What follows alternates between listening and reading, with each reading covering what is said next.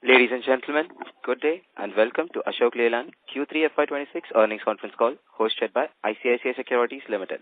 As a reminder, all participant lines will be in the listen-only mode and there will be an opportunity for you to ask questions after the presentation concludes. Should you need assistance during this conference call, please signal an operator by pressing star then 0 on your touchtone phone. Please note that this conference is being recorded. I now hand the conference over to Mr. Ronak Mehta from ICICI Securities Limited. Thank you and over to you, Mr. Ronak. Thank you. Good evening, everyone. On behalf of ICICI Securities, I welcome you all to Q3 FY26 earnings conference call of Ashok Leyland Limited. We have with us today Mr. Shenu Agarwal, Managing Director and CEO, Mr. K.M. Balaji, President Finance and CFO, and Investor Relations team. I will now hand over the call to the management team for their opening remarks. Over to you, sir. Good evening, ladies and gentlemen. Thank you for joining in and for your trust in Ashok Leyland as always. Q3 was a remarkable quarter for Ashok Leyland, delivering superlative financial performance, setting new benchmarks in manufacturing operations, and pushing boundaries in product innovation. Ashok Leyland achieved its highest ever Q3 volumes, revenue, EBITDA margin, profit before tax, and profit after tax.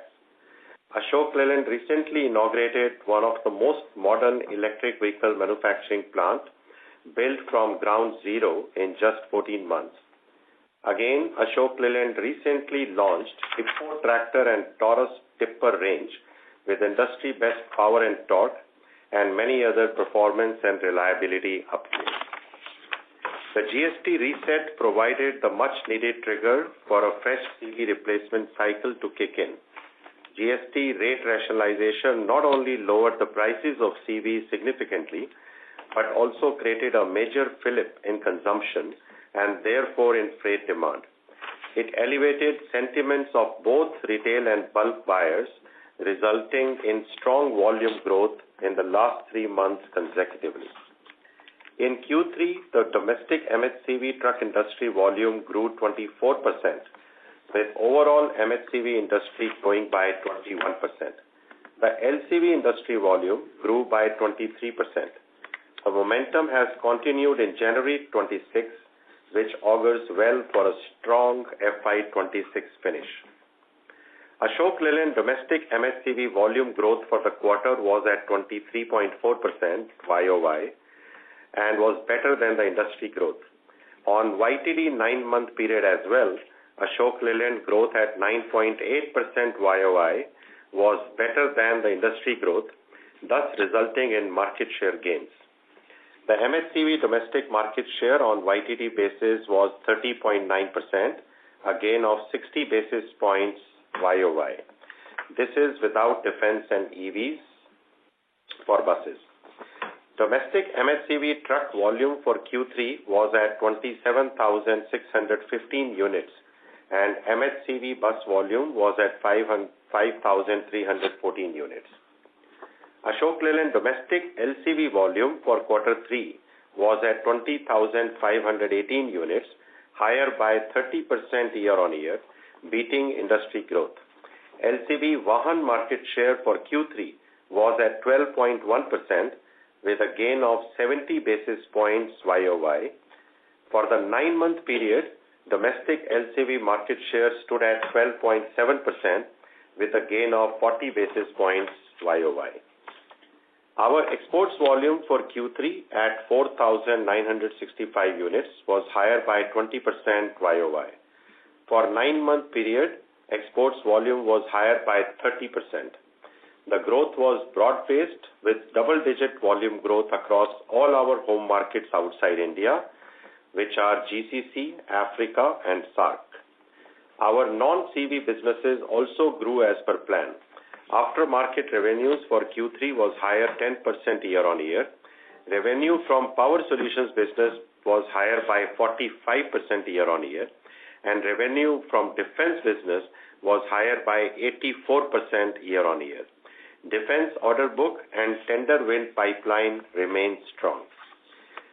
We are steadfastly working on product innovation for differentiation and premiumization. Ashok Leyland recently launched the new range of heavy-duty trucks, Hippo tractors, and Taurus tippers with industry-best power and torque. These products with superior powertrain of 320 HP and 360 HP and heavy-duty driveline aggregates will deliver industry-best uptime, TAT, and TCO. In the multi-axle vehicle category also, we launched new trucks with improved powertrain of 280 horsepower along with superior aggregates for better TAT and productivity. In the LCV segment, we launched new 4.1-ton Bada Dost with industry-best payload capacity. We also launched a new 100 kmph Bada Dost or Phoenix for our IO markets, and we extended load span options up to 10 feet 7 inches, thus expanding our product coverage in the LCV segment. Shortly, we will enter the growing bi-fuel segment as well. Our product pipeline remains strong with launch of many more new products planned in the next 6 months. We continue to leverage our strong non-diesel portfolio, 2 models of light electric trucks, 3 nodes of MHCV electric trucks, and several models and variants of electric buses are already available commercially. We are also ready with products on other greener technologies such as CNG, LNG, and even hydrogen. With inauguration of the new Lucknow plant and continued ramp-up of our other bus plants, we shall soon reach bus body building capacity of 20,000 numbers per year. For strengthening our service reach, we added 75 MHCV touchpoints and 77 LCV touchpoints during the 9-month period, with 45% of the MHCV touchpoint additions in the north and northeast. At the end of Q3 FY26, Ashok Leyland network has a total of 2,041 touchpoints, 1,126 for MHCV and 915 for LCV. In international markets, we expanded our network to 4 new territories. Quite recently, Ashok Leyland signed a MOU with PT Pindad of Indonesia, a state-owned entity in the defense sector, for joint development of electric buses and defense vehicles for the Indonesian market. With distributor partners already lined up in Malaysia and Philippines, we are in the process of establishing ASEAN as our 4th home market outside India. Now coming to financials, Ashok Leyland achieved all-time high Q3 revenue, EBITDA margin, PBT and PAT. Revenue for Q3 was at 11,534 crore, higher by 21.7% on year-on-year basis. EBITDA was at 1,535 crores, higher by 26.7% year-on-year. EBITDA margin for the quarter was at 13.3%, higher by 50 basis points against Q3 of last year. PBT before exceptional items was at 1,373 crores, higher 38% on year-on-year basis. PAT before exceptional item for Q3 was at 1,104 crores, higher by 45% year-on-year. During the quarter, on account of the new labor code, there was a one-time charge of rupees 308 crores. Material cost as a percentage of revenue for Q3 was 72.2%, higher by 70 basis points YOY and 100 basis points sequentially. This gross margin compression was on account of product mix and some escalations in non-ferrous commodities with PGM, copper and aluminum. Cost-saving efforts continue with the same rigor while we are pushing for improvement in price realizations for recovering commodity cost increases. CapEx for the quarter was at rupees 187 crore and cumulatively rupees 844 crores for the 9-month period. Investments in subsidiaries in Q3 and for the 9-month period was rupees 16 crores. Our cash position net of debt has got stronger.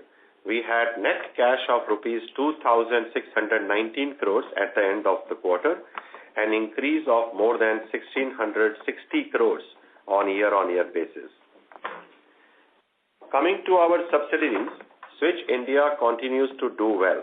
For 9-month period, Switch India sold 850 buses and about 1,200 ELCVs with positive EBITDA and positive PAT.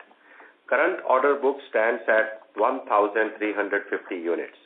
Recently, Switch delivered over 240 buses for deployment in the national capital.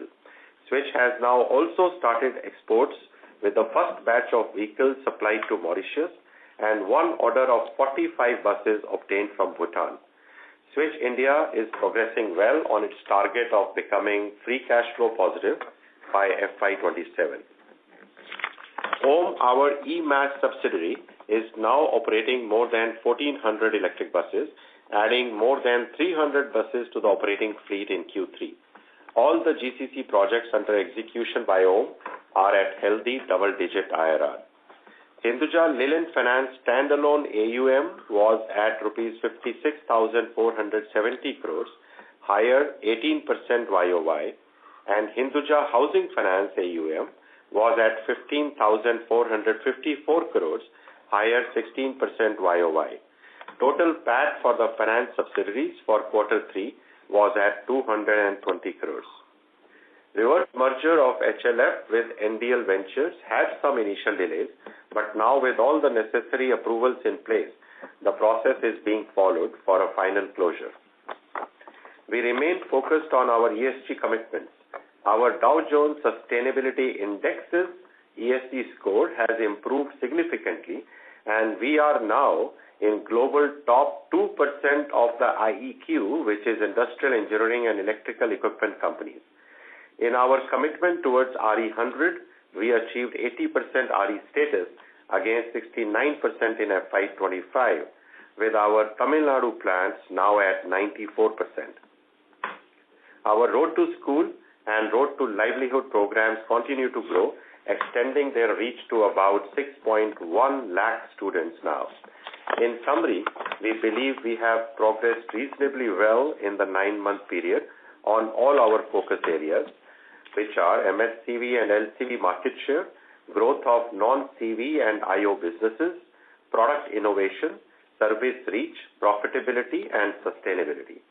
We believe that current environment is extremely conducive to CV volume growth with favorable macros, pro-growth FY27 union budget, just concluded India-EU FTA, and resolution of the India-US trade tariff deadlock. On the back of these, we remain confident of posting good volume growth in the coming quarters. Thank you once again for your continued trust in Ashok Leyland. I now hand it over to the moderator for Q&A. Thank you very much. We will now begin the question and answer session. Anyone who wishes to ask a question may press star and 1 on the touchtone telephone. If you wish to remove yourself from the question queue, you may press star and 2. Participants are requested to use handsets while asking a question. Ladies and gentlemen, we'll wait for a moment while the question queue assembles.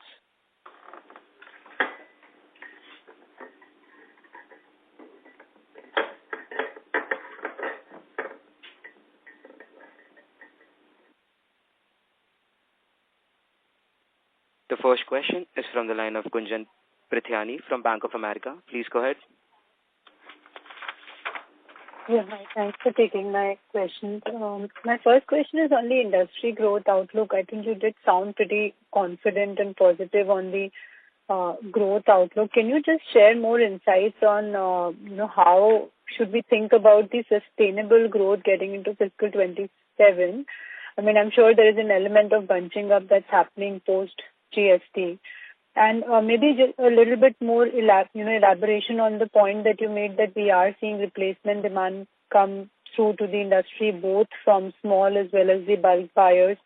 Is it that we're starting to see the larger set of truck operators also come back to the market after the GST, this whole clarity has settled in as to which rate they will go forward with? Yeah, just some thoughts around that. Yeah, Gunjan, thank you very much for the question. When GST was announced, the first movers in the industry was actually the retail buyers, not the bulk buyers. As you rightly said, bulk buyers have a little bit of a more complex equation to understand because of the GST reduction. And therefore, in November and December, largely we saw the growth coming from retail buyers more than bulk buyers. Now, in January, we have seen that even many bulk buyers are now coming forward, and they are not just buying for their current needs, but also they are even projecting their purchasing for the next many quarters, like 3 or 4 quarters. So we think that sentiment is very strong right now. People are seeing the value. We are seeing that freight demand is going up. So it's not just about the lowering of the prices because of the tax cut. It's also because of the growth in the consumption economy and more freight demand. We are also actually seeing a slight increase in the freight rates also. So it's a very kind of a unique situation when both the demand and the rates are going up in the market, which is building up quite a positive sentiment. Even initially, we were a little bit also apprehensive whether the bulk buyers would move forward because of all the complications relating to the ITCs and the cash flows, etc. But now in January, we are much more optimistic about the future prospects, having seen the bulk buyers also moving out and actually projecting their demand for next many months now.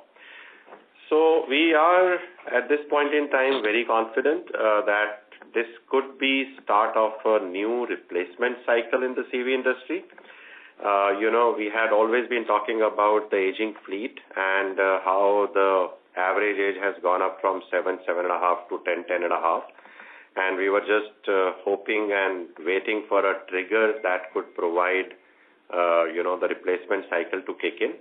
And we do think this could be the trigger. Okay. So that's actually quite encouraging to hear. Maybe just like a quick follow-up on that. Given that we didn't really see a sharp volatility in the cycle this time around, on the way down also it wasn't like a steep down. And hence the question that, how do we think about the growth for the next, year or 2 years?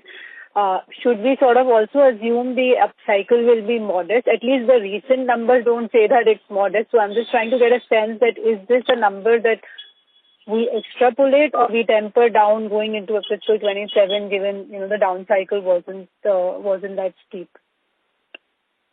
Yeah, Gunjan, you have to just consider this in two different, ways. One is like this year also we are saying specifically for the automotive industry that it's a year of two halves, April to October, first 7 months and the balance 5. Right now, next year also we have to just keep in mind that April to October, which was a low base from last year, we should see really phenomenal growth, although I don't have numbers to give you right now exactly. Maybe that we can come up with during the end of the fiscal. But in the second half, which is basically November, December, last 5 months, there would be a high base also, right? So, but overall, we still believe that the industry is going to stay strong next year. Balaji, you have something to add? Yeah, actually, Gunjan, when you are talking about the past thing, though it appeared to be stable, still there was a huge movement which was happening between truck and bus. Truck, we all know there was a shortfall, there was a lull for 2-3 years. It was about 3,20,000 and in last year it came down to 3,13,000. There was a fall, but it was more than compensated by the surge in the volume on the bus side. The bus side went up and then it contributed. So there was increase on one side and decrease on another side. So we didn't realize the fluctuation. Got it. Balaji, just since I have you on the commodity side, can you just sort of share what was the headwind we saw in this quarter? How do we think about the metal inflation that we're seeing, particularly on the precious metal side? What was the impact in quarter 3? What do we see in quarter 4? And what sort of pricing action we have taken to sort of mitigate that? Yeah, actually, Q3 we saw an increase in PGM, copper, and aluminium. This actually Shenu touched on his opening remarks. We saw that although steel price was benign and there was not much of movement on the steel price, but all these contributed to a sizable increase. Adding to this was the change in the mix. For us, we all know the truck revenue went from about 50% to 55% overall. This also added to this drop in the gross profit. You would have seen the ASP going up, but these factors contributed to the drop in the gross profit. So having looked at the gross profit, we'll come back to the metal cost side. So we see this kind of trend is happening, and we have started increasing the recovery from the customer. Not by way of an increase in the price, by way of increasing in the price circular, etc., but by way of reduction in the discounts which we have started doing. And we'll have to see wait and see as to how this is going to unfold in the coming 2 months. We have been successful in getting some price increase in Jan. So can you quantify the commodity impact, what reflected in Q3, and maybe if any calculations you have for quarter four? It was roughly 50 basis points, Kunjan. On the Q3, we suffered 50 basis points because of this increase. And we are trying to recover it from the customer by way of increase in the prices by about more than 60 basis points, including the margins. Okay. So yeah, thank you so much. Just to add to that, there is a little bit of a challenge that we are facing. We have been facing for the last three months or so. Even like Balaji said, the mix is also a little bit unfavorable in quarter three. And largely because of, like I said, the initial momentum from the industry after GST was from the retail side. And there are more retail participation in the ICV and the LCV side of the industry than in the heavy duty side. Right, and therefore when that growth started appearing, the ICV really went up, as a contribution to the overall sale, not just for us, but for the industry as well. And now since in January, we are saying even the bulk buyers, the heavy duty truck buyers, the tipper MAV, tractor trailer segment is also coming up with the bulk buyers, then this trend should get neutralized is what we are hoping in the next few months. But yes, these are the two challenges the industry is facing. Just on the price hike also, there was a general notion that since GST has really led to a strong growth in the industry momentum, this may not be the right time to increase the prices, right? But that I would say is kind of temporary, because if commodity pressure continues to build up, then industry would go or should go for a price hike, like a more bigger price hike in future. Okay. Thank you so much. Thank you. The next question is from the line of Pramod Kumar from UBS Securities. Please go ahead. Thanks a lot for the opportunity. Can you hear me, sir? Very well, Hello. Pramod. Yeah, thank you, and congrats on good set number. My question is on the profitability side. As in, we understand the volumes are expected to be good, but commodity prices are also surging. And you are, for example, the next quarter basis 15, which is already the kind of long-term margin guidance what you gave. So how should one think about the margins in this particular period? It could be a bit of a disruption because of commodity, which should ideally normalize, but how should one look at margins while building in a mid-single digit growth for the industry? If you can just help us understand that bit, will be very useful. Yeah, like I said, there are three elements of it. I mean, basically overall at the margin level, profitability level. One is the price, the other is a mix, and the third is a commodity, right? And of course, the fourth element is, what we can do internally to further strengthen our efforts on the cost savings. So all these four will play. Pricing, I already said that, there was a notion that we should not increase the prices so soon after the announcement of the GST cuts. And therefore, most of the players, I think, even in the larger automotive industry, avoided any significant price hikes. But this does not mean that ability to take better price is not there. I think with the rise in demand and the rise in freight rates, and on the back of the new products that we have just launched, I think there is a lot of scope of getting better prices from the customer. So I would say it is a temporary concern, but it is nothing fundamental in nature. The second is, like I said, mix. So initially, November, December, there was a huge surge in the ICV contribution in the overall truck industry. It reached close to like 30%, if I remember correctly, and it always used to be like 22 to 24%. So there was a big shift there, and I've already explained the reason of it. This is also nothing which is fundamental in nature. It's not like, something has happened in last 3 months that ICV would be at 30% going forward. Going forward, it has to come down to 23, 24%. Now, whether it takes 1 month or 2 months, 3 months, hard to say. It really depends on the mix of the retail and the bulk thing that happens. But it shouldn't take that long to get back to a favorable mix. And the third is commodity. Commodity is not so much in our control, but like I said, there are possibilities to hedge it off with better price increases in the future. And also we are, definitely strengthening our own efforts to get to higher cost savings, not just material cost, but all other costs. And whenever you launch a new set of products, the opportunity to save cost, once again a new opportunity emerges, because whenever you design something for the first time, you sometimes tend to over-design it.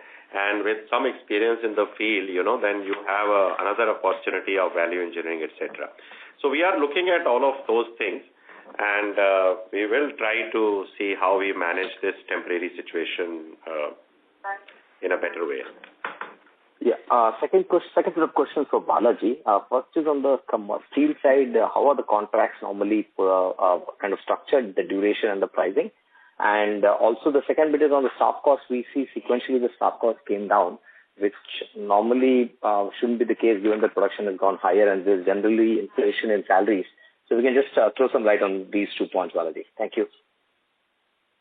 The first question, I didn't get your first question. Steel contracts, actually, they are all half-yearly contracts, which is done. And what happens is that whenever the market, the spot rate changes and the market changes, then either the purchaser or the seller, they approach the other party for the reduction or the increase, as the case may be.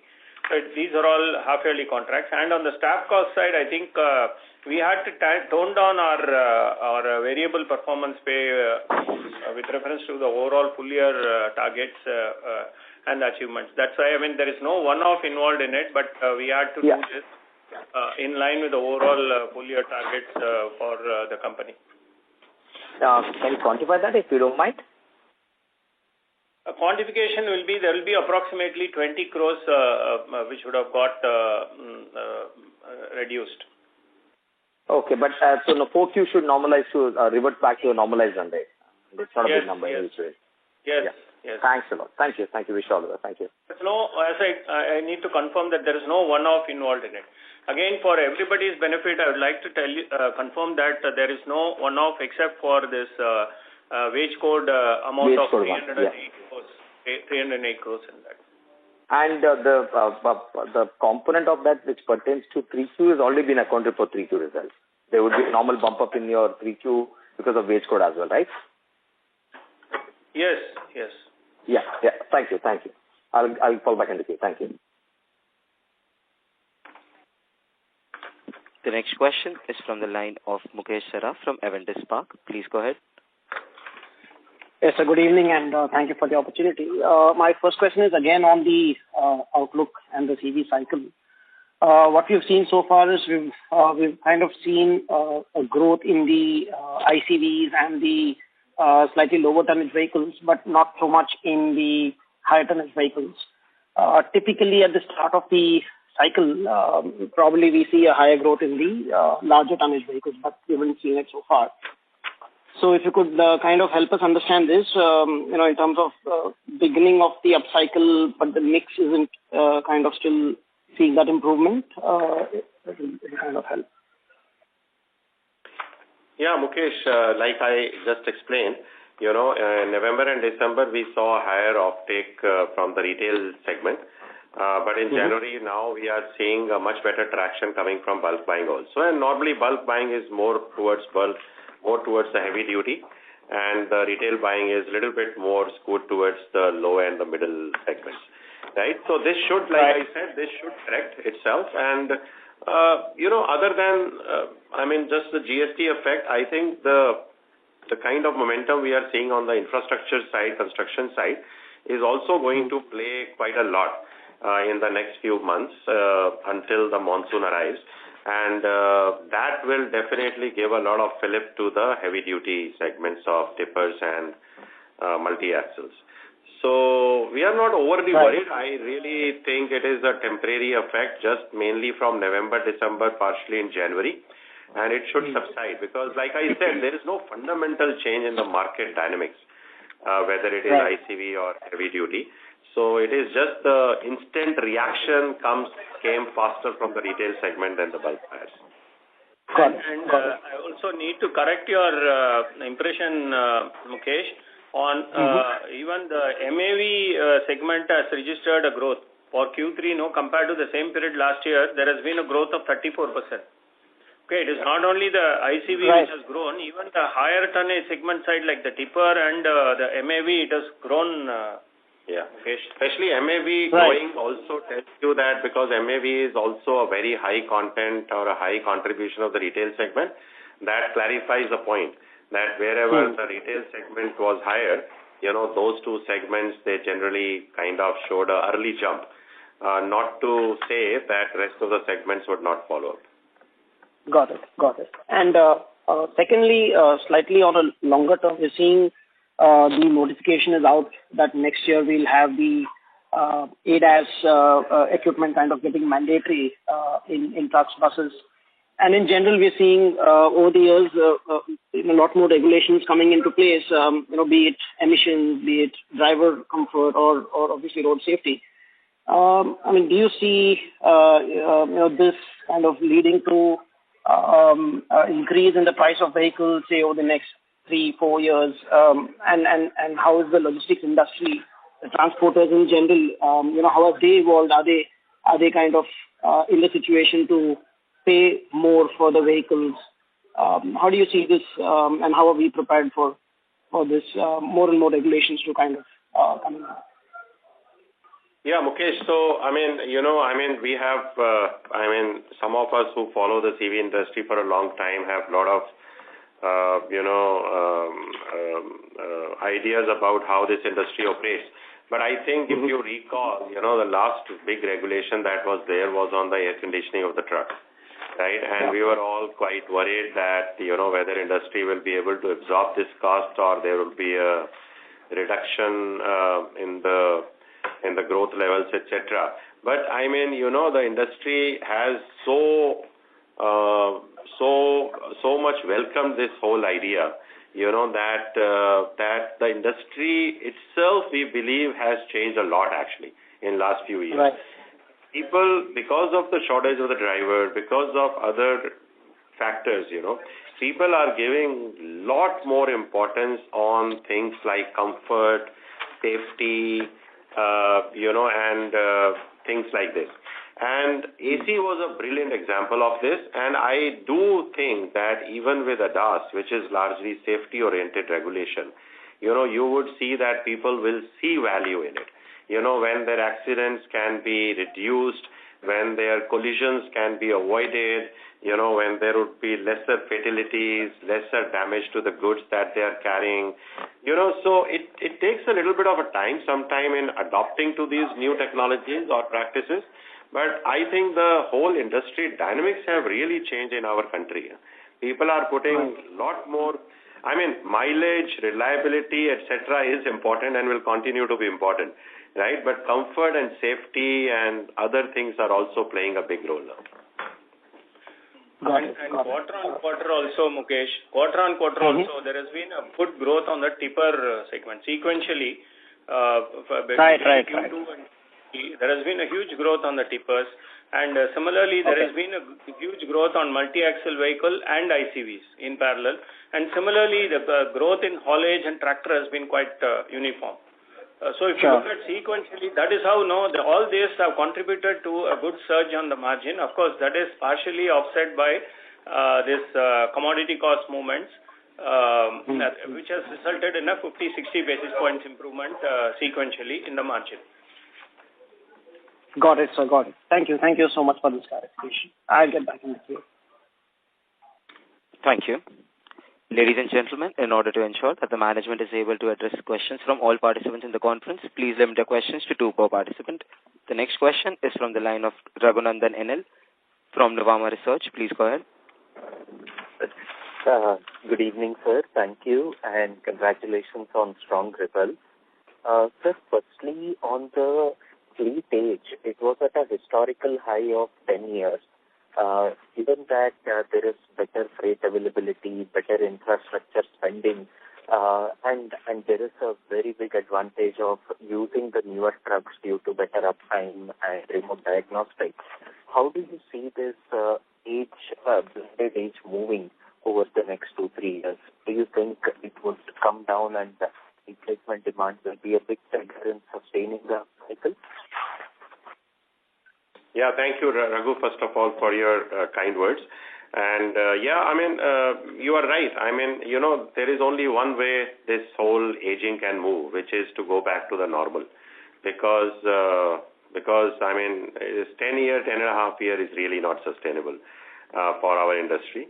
And therefore, if GST and other macroeconomic factors are going to or have already triggered a replacement cycle, I think we'll have very good times in the future for this industry. Also, I think other than this, also there is a lot of consideration going on, especially for some of the metro cities, etc., from the government to look at scrapping once again, because pollution has really become a big problem for the whole country, specifically for the larger cities. And, so some of these policies, I think if they come in, then they can provide really additional triggers to our market. I don't know, but for this age to go back down to even 8 years from 10.5 right now would take a few years, right? So until then, there is actually a potential demand in the market that we can see. Now, how it will dovetail into numbers, is, of course, we have to watch. Thank you, sir. Can you also speak about your efforts and potential that you see in the non-South markets, how you can further gain market share, how you can replicate the success which you have had historically in the South market? Actually, Raghu, thanks for asking that, because that has been one of our big focus areas, and we have done substantially well, in terms of increasing our penetration in Northeast and Center. Until about 3 or 4 years ago, I remember our market share in North used to be like 15%. And now we are sitting more than 25% with an average market share of 31% overall India. So we are now, no longer of that regional company or a zonal company. We are actually now a national brand in that respect. I think other than East, where we have to do a little bit of more work, I think we have become very strong in West, East, West, Center, and North. And there is still some headroom. I agree with you. There is still some headroom, because 25% is probably not, what we want. But we are addressing those challenges. For example, now we have tied up, with the TVS Group for our distribution in the NCR area. Now they are coming up with 13 outlets, which will give us a huge representation. And TVS is known for their excellent after-sales service, their professionalism in dealerships. They have been our partner in South for 5 or 6 decades. So that relationship is there, that understanding of the market is there. the reputation of the name is there. So I think by taking such steps, I would say that, we should be equally strong, or at least we should have, 30% market share in the zones where we were at some point in time, like 15-18%. And that should happen very soon. Most of the actions we have taken already. A few actions are left, which will be completed in the next few quarters. Thank you very much, sir. Lastly, on Hinduja Leyland. Sorry to interrupt. Mr. Raghu, may we request you return to the question queue for a follow-up question? Sure. Thank you so much. Thank you. The next question is from the line of Kapil Singh from Nomura. Please go ahead. Yeah, good evening, sir. Congratulations on the strong performance. Very tight cost control visible there. My first question is on capacities. How are you placed on capacities for MHCVs and LCVs? Do you need to trigger capex to enhance capacities? Now there is potential for upcycle, and both you can mention both from Ashok Leyland capacity and also from a vendor capacity point of view. How are things placed? Will you be able to service demand, or is there some supply challenge that is coming up? Yeah, Kapil, excellent question actually in the circumstances, because, you guys and we were both surprised by this very, very strong momentum that has shaped up in last 3 months. But at this point in time, we do not have an overall constraint on the capacity side. Even with a strong positive forecast, if we undertake or assume for the next year, FY27, we should be more or less fine in terms of the overall capacity in any which segment that we operate in. There would be some challenges in some smaller niche areas. For example, there could be a challenge with one particular machining setup, or there could be a challenge with one particular supplier where the supplier may have to invest, or we may have to invest in another set of tooling, or we may have to ask supplier to set up another shop for us. So those kind of things would be there. The capex requirement would not be humongous there, but it would be bits and pieces like we have been doing in the past. There may be 1 or 2 areas where we may have to invest, let us say, 50 to 100 crores, kind of amount, but those would be limited to only 1 or 2 areas. So I think, like we have been telling you, that we don't see any major investment in capacity expansion in the next 2 to 3 years. So can you tell us what is your capacity in MHCV and LCVs currently? Kapil will not be able to disclose the capacities, Kapil. Okay, and just an Sorry to update interrupt, on the... Mr. Kapil. May we request you return to the question queue for a follow-up question? Sure. Thank you. The next question is from the line of Myan Pirani from JP Morgan. Please go ahead.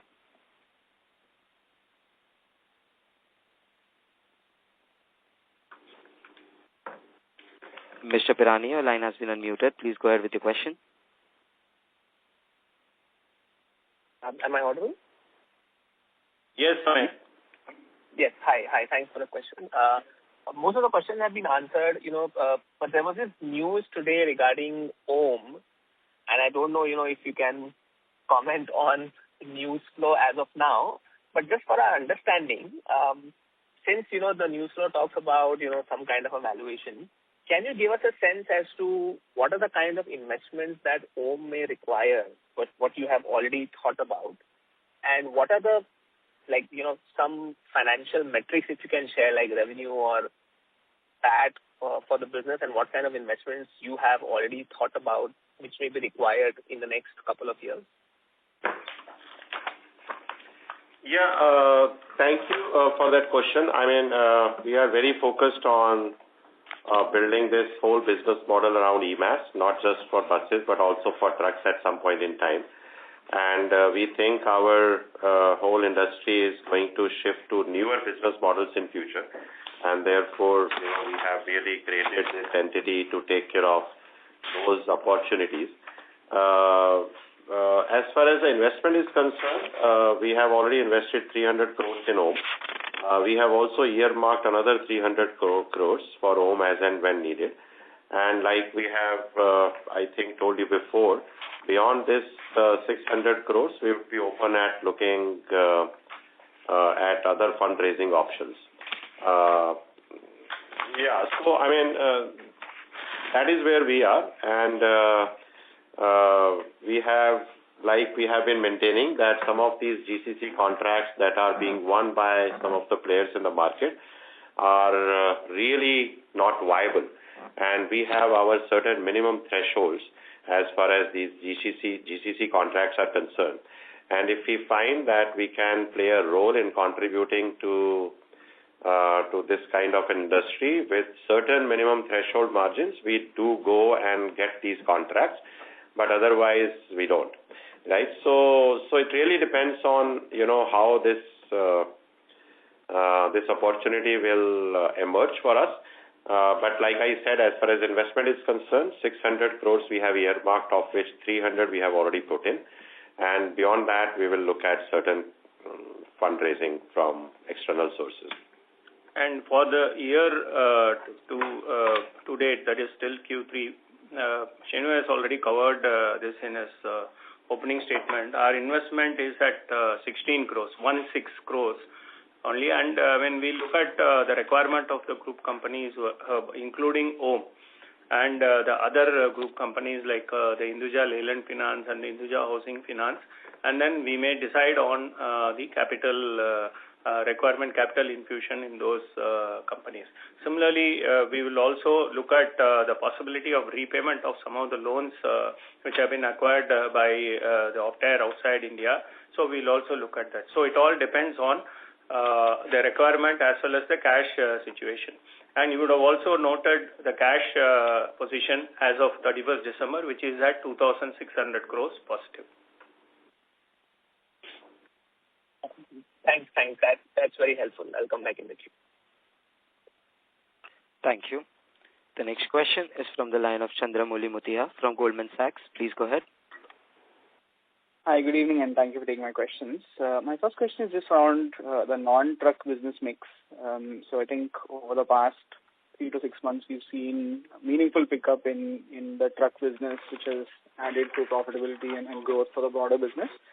But just trying to understand, you did mention in the prepared remarks that you have won some defense orders. So in this faster growth period for trucks, just want to understand if you think the non-truck business components can also grow equally as fast and maintain that mix in the way you sort of plan for your margins over the next 12 months. It is happening, Chandramouli. First of all, thanks for your question. It is happening. See, if you look at the truck portion of the overall revenue, when you compare it to the same period last year, it is around 55%. Current year also 55%, last year 55%. But if you look at the proportion of the businesses like IO, which was around 6%, now it has grown to 8%. So I mean, it is happening. These kind of shift, though it is happening, but in select pockets it's happening. That's why you are seeing the margin going up. So when you compare it to the same quarter of the last year, from 12.8 to 13.3, it is all because of the efficient management of the mix also, the business-wise revenue mix also. Yeah, like I said, even with the strong growth in the truck segment, our power solutions business was 45% up in Q3 YOY, and our defense business is 84% up YOY. Right? So I think, while I agree that truck is going through a strong momentum, but the other businesses are even stronger right now. Exactly. From 1% defense share of revenue has gone to 1.5%, and power solution business, the share has gone from 3 to 3.5, 3.6%. Got it. That's very helpful. My second question is just around the dedicated rail freight corridor, Northwest Corridor extension to Jawaharlal Nehru Port. So I think that was earlier planned to be sort of a March quarter event. Now it looks like it's getting pushed out. So just want to understand, you mentioned that this could be a year of two halves where, April to October is very favorable base and strong momentum post GST, and we'll have to see maybe what happens after that. So the latest on the dedicated rail freight corridor, from the way you are observing it, is this likely to happen in CY26 on the JNPT extension? And how do you think about that event? And what are the potential options available to Ashok in terms of offsetting whatever impact there could be from that? See, the deadline for the completion of the last leg of 100 kilometers of this western dedicated freight corridor has been extended multiple times, and we would wait for the actual commencement of the operations. However, this WDFC is operational by about 95%. It is complete and has been operational for more than a year. With respect to its impact on this TIV, we have said this earlier also that DFC do not address the full connectivity, in the sense that the last mile connectivity is not there, though it could have some impact on the specific, maybe on the tractor trailer volumes post commencement of the full operations. There will be positive impact on the volumes of ICVs and the LCVs required for the last mile connectivity. Having said that, we expect the impact to be very, very minimal. Even on the tractor trailer side, it will be very minimal over the next 2 to 3 years. All right, that's very helpful. Thank you very much, and all the best. Thank you. The next question is from the line of Pramod Amte from InCred. Please go ahead. Yeah, hi. Thanks for taking my question. We want to check your product profile, considering it's the start of a new upcycle, as you are indicating. Do you need to take into account any product gaps you want to address, or the type of demand which is coming up? You need to advance new product launches as compared to earlier plan? Yeah, we are taking some actions. I mean, irrespective of the current situation, we are taking some actions as to how we can increase the agility of our new product development process. We are actually working on we have actually institutionalized a digital tool now to track daily activities, etc., which actually creates a lot of collaboration within the company on new product development activities, which we think will bring a lot of transparency, a lot of visibility, a lot of ownership, and a lot of priority also in terms of, which projects we want to speed up and which projects we may want to kind of pause on or run at a slower speed. So those actions are in place. But like I said, our overall product development pipeline is very, very strong. You would see like a big launch we have done now with Hippo and Taurus, and also we have come up with this 4.1 ton Badados with the best-in-class payload.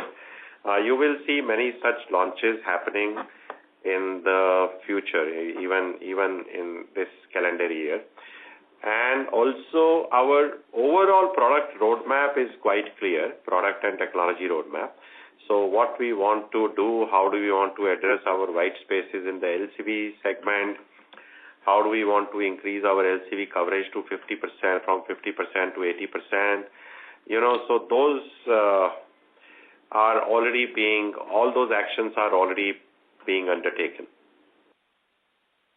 Thanks for that answer. And the second one is with regard to subsidiary investments. They seems to be pretty low compared to your own guidance or historical trends. Are the subsidiaries performing better and hence their ask rate is low, or you feel the last quarter you need to finish off the investment?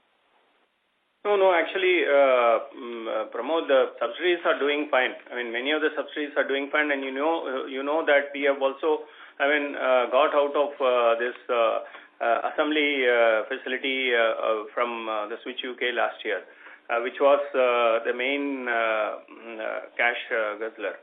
So the rest of the companies are all doing fine, and if they require capital infusion, we'll do it as and when it is required.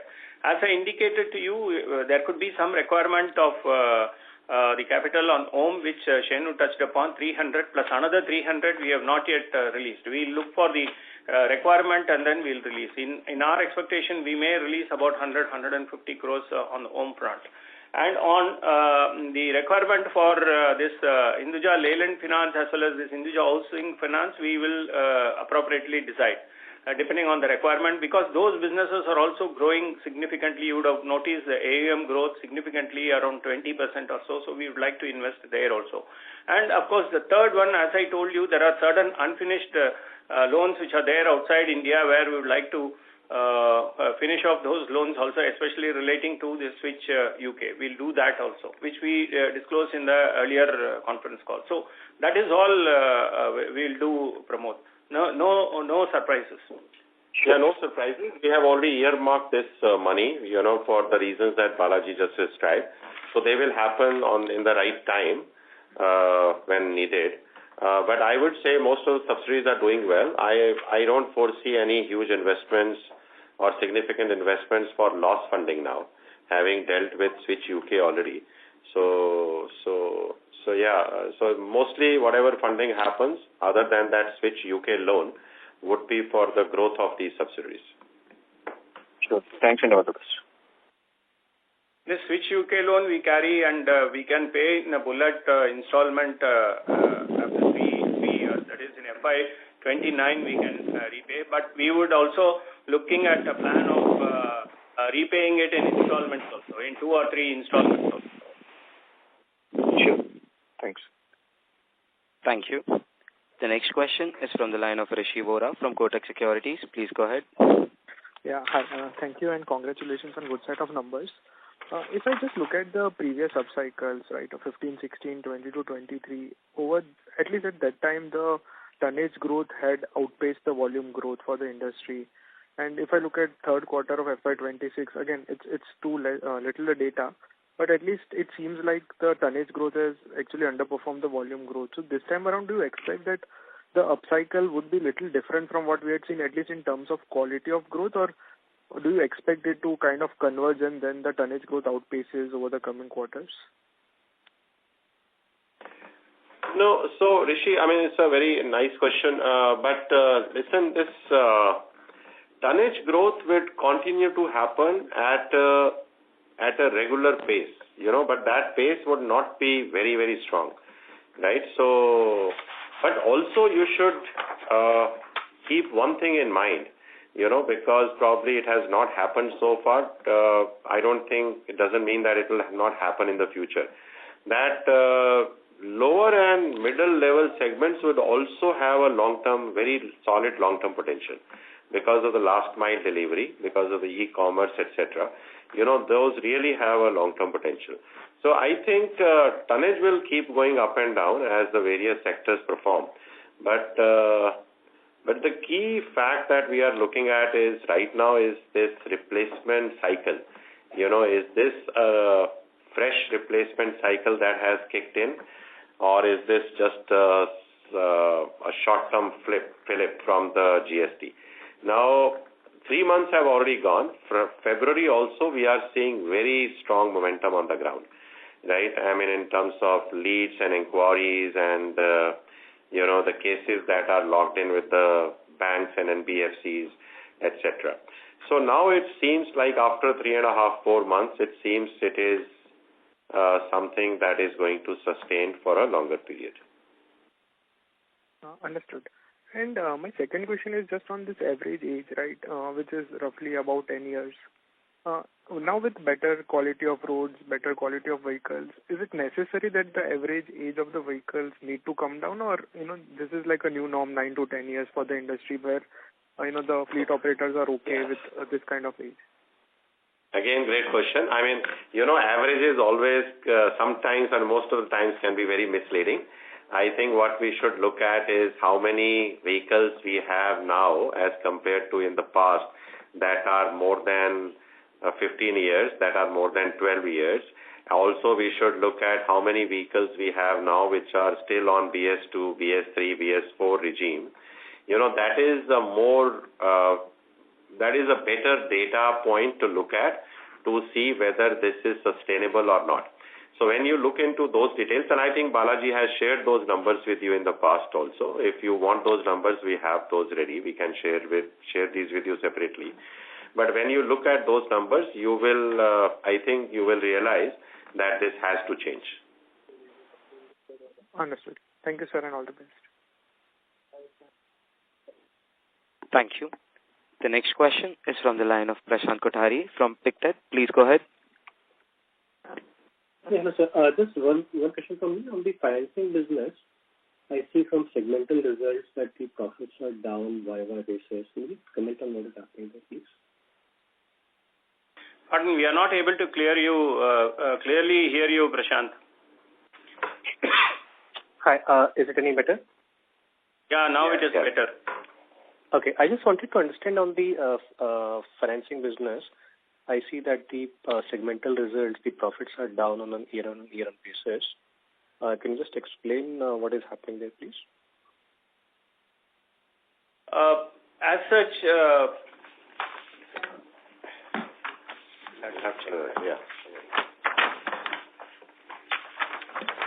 Just give us a minute. He's just picking up some data. Sure. Just gone up.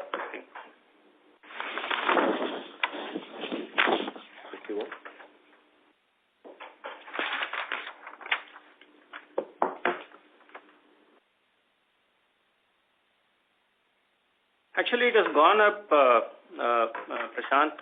When you look at the quarter on same quarter, third quarter versus third quarter of last year, it has the profits have gone up. HLFL, it has gone up from about 107, 108 crores to 130 crores.